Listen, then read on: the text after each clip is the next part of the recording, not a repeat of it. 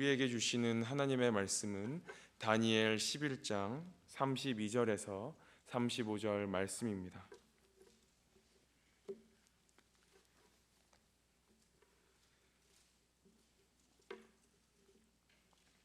구약 성경 1254페이지입니다.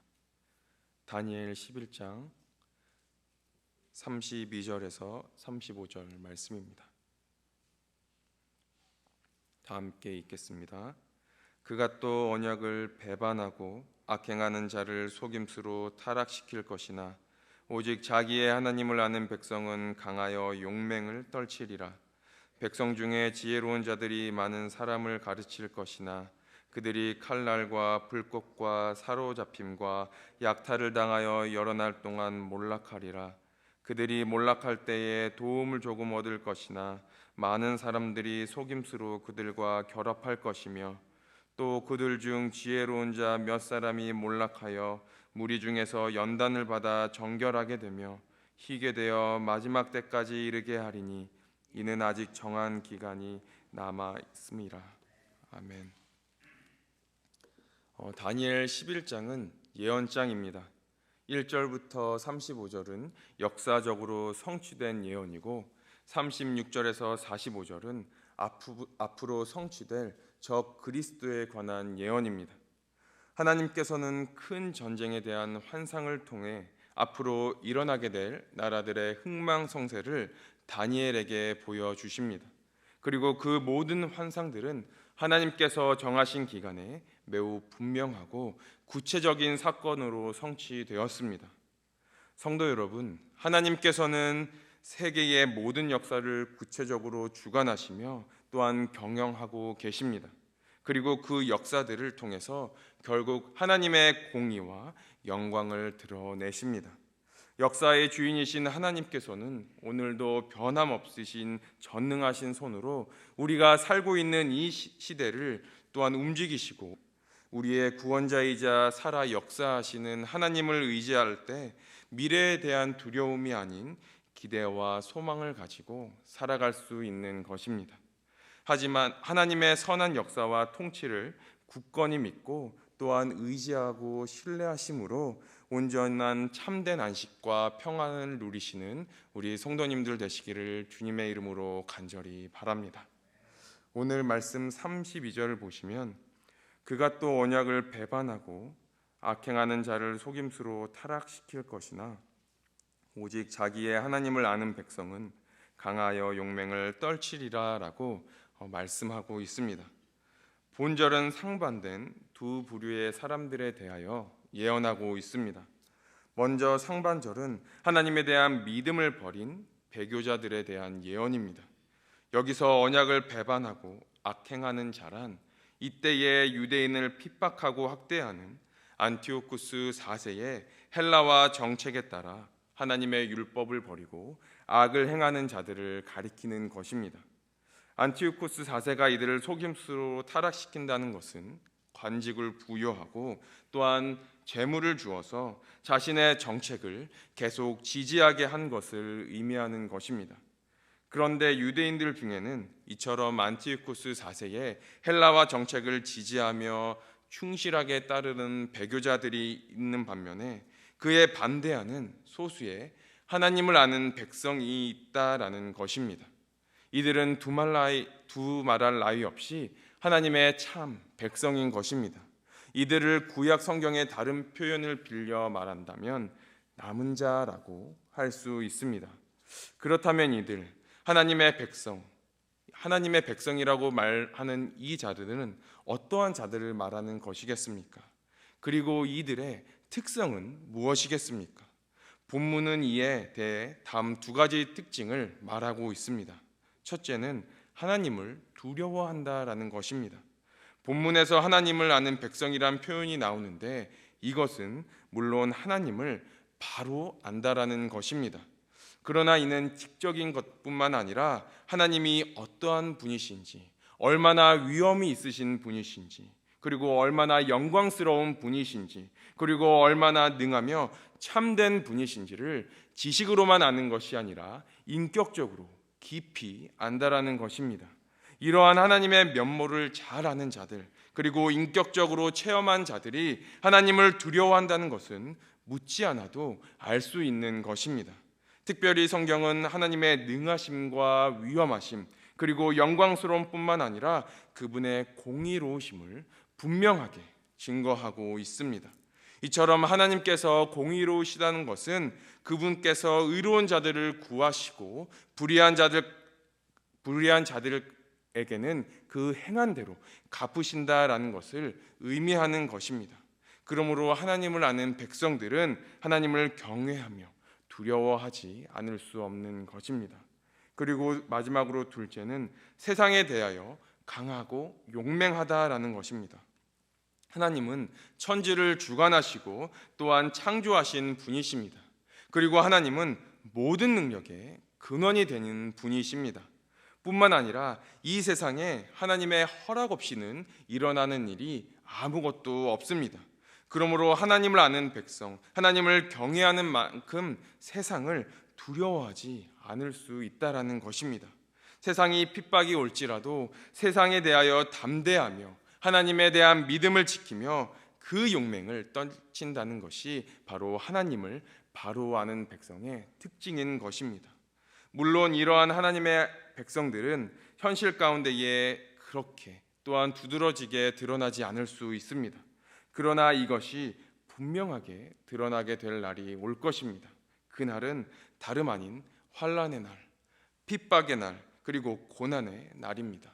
잘 훈련된 군사, 잘 정비된 군대가 무시무시한 전쟁이 닥칠 때에 그 진면목을 드러내듯 하나님을 아는 참 백성들, 참된 성도들 또한 소유한 복된 신앙의 면모를 드러나게 될 것이라는 것입니다.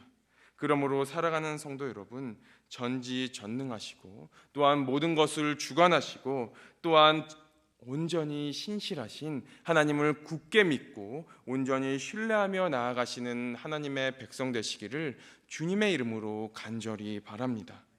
우리는 그날이 분명히 올 것임을 압니다. 그리고 참 성도로서 우뚝 서기 위해 하나님을 참으로 경외하는 삶, 그리고 세상과 구별되며 세상과 타협하지 않는 삶을 살기를 힘쓰심으로 하나님께 영광 올려드려지는 모든 분들 되기를 주님의 이름으로 간절히 바랍니다. 그리고 35절을 보시면 지혜로운 자 몇 사람이 몰락하여 마지막 때까지 이르게 할 것이라고 말씀하고 있습니다. 즉 이것은 하나님께서 지혜로운 자들 몇 사람이 죽임을 당하는 등의 핍박을 당할 것을 마지막 때까지 허용하실 것이라는 말씀인 것입니다. 그렇다면 성도 여러분, 왜 하나님께서는 이처럼 진실한 당신의 백성들이 핍박을 당하여도 가만히 계시고 또한 허용하시는 것일까요? 혹시 하나님께서 막을 힘이 없으셔서, 또한 하나님께서 능력이 없으셔서 이대로 놔두시는 것입니까? 아니면 하나님의 백성을 사랑하지 않으셔서 그대로 놔두시는 것입니까? 절대 그렇지 않습니다. 하나님께서는 당신의 백성들이 풀무불 가운데에 던져지고 사자굴 가운데에 던져지든 거기서도 능히 그들을 보호하시고 구원하실 능력을 가지시고 계신 분이 바로 우리 하나님이신 것입니다. 실로 하나님께서는 전지전능한 능력을 갖고 계십니다. 믿으십니까? 그렇게 하나님께서는 안티오코스 4세의 박해로부터 신실한 하나님의 백성들을 보호하실 수 있으셨습니다. 그럼에도 불구하고 하나님께서는 당신의 백성들에 대한 박해를 그의 날이 다할 때까지 놔두신 것은 바로 두 가지 의미로 이해할 수 있습니다. 첫째는 백성을 연단하여 정결하기 위함이라고 얘기할 수 있습니다. 하나님의 백성이라고 해도 죄의 가운데에 죄의 오염을 피할 수는 없습니다. 이에 하나님께서는 악한 자들의 박해를 통하여 또한 하나님의 참된 백성들을 연단하심으로써 그들을 정결케 하시는 것입니다. 둘째는 백성들 중에 가라지를 걸어내어 백성들을 순수하게 하기 위한 의미로 이야기할 수 있습니다. 선민 공동체에 속한 자들이라고 해서 다 진정한 하나님의 백성은 아니었습니다. 그들 중에는 표면적으로만 하나님을 섬길 뿐 경건과 신앙을 사리사욕 도구로 생각하는 하나님의 백성들이 있었습니다. 이 같은 자들은 박해가 임하게 되면 하나님을 버리게 되어 있습니다. 그러므로 하나님께서는 당신의 백성들을 일시적으로 박해를 허용하심으로써 그들 중에 있는 가라지를 가려내어 제거하시고자 하셨던 것입니다.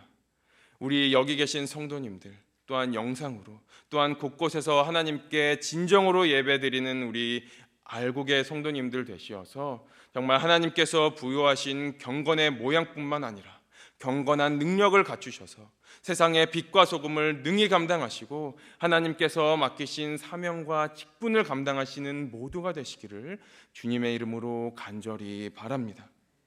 성도 여러분, 물론 우리는 박해를 원하지 않습니다. 하지만 우리의 삶의 자리에는 원치 않는 박해들이 다양한 모습으로 우리를 끊임없이 찾아오고 있습니다.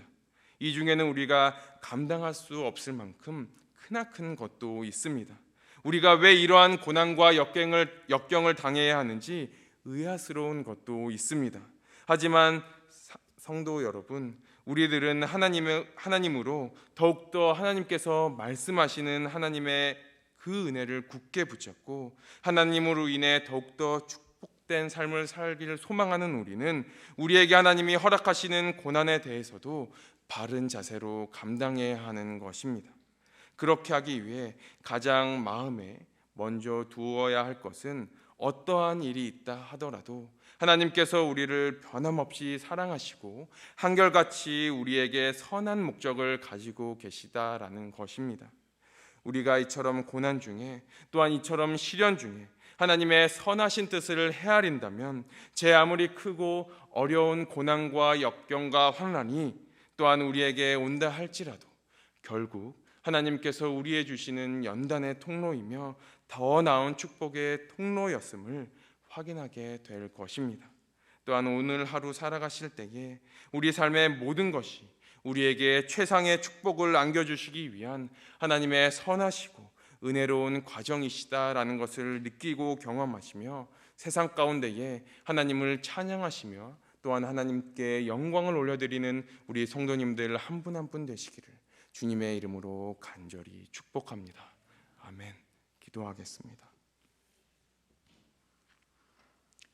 살아계신 하나님 아버지, 정말 세상 가운데에 한 치 앞도 알아볼 수 없는 이 험난한 세상 가운데에 우리가 살아가고 있습니다.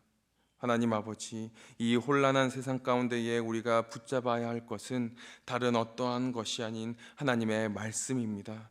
우리가 이 말씀을 굳게 붙잡고 세상 가운데에 나아가는 하나님의 백성이 되기를 원합니다. 하지만 이 세상에 하나님의 백성으로 살아가면서 참 우리가 원치 않는 고난과 역경과 핍박을 당할 때가 있습니다. 이 고난과 역경과 핍박 가운데에 우리가 무너지고 주저앉는 것이 아니라 언제나 신실하시고 언제나 변함이 없으시고 언제나 우리를 사랑하신다는 하나님을 우리가 기억하고 붙잡으며 이 어려운 상황 가운데에 고난과 역경 가운데에 오직 하나님만을 바라보고 나아가는 하나님의 거룩한 백성 되기를 원하오니 주님 인도하여 주시고 함께하여 주시옵소서. 이 세상 가운데에 우리에게 맡기신 하나님의 직분을 하나님의 사명을 우리가 잘 감당하며 나아가기를 원합니다. 우리의 힘을 의지하지 않게 붙잡아 주시고 오직 주님께서 주시는 힘과 능력을 의지하여 이 세상 가운데에 나아가기를 원합니다. 이 세상 가운데에 승리하며 나아가기를 원하오니 주님 우리와 동행하여 주시고 우리의 걸음걸음을 주님께서 인도하여 주시옵소서. 세상 끝날까지 온전히 주님을 바라보며 주님의 말씀에 순종하며 주님의 말씀을 붙잡고 나아가는 하나님의 백성 되기를 원하오니 하나님 우리가 좌우로 치우치지 아니하고 온전히 주님만을 바라보며 나아가는 하나님의 거룩한 백성이 되기를 원하오니 주님 인도하여 주시고 함께하여 주시옵소서. 오늘의 삶을 살아갈 때도 하나님 알곡의 성도로서 경건의 모양과 경건의 능력을 갖추어 이 세상 가운데에 복음을 당당히 전하며 나아가는 하나님의 백성 되기를 원합니다. 우리를 붙잡아 주시고 함께하여 주시옵소서. 모든 것 주님께 감사드리며 우리의 생명 되신 예수님의 이름으로 간절히 기도합니다. 아멘.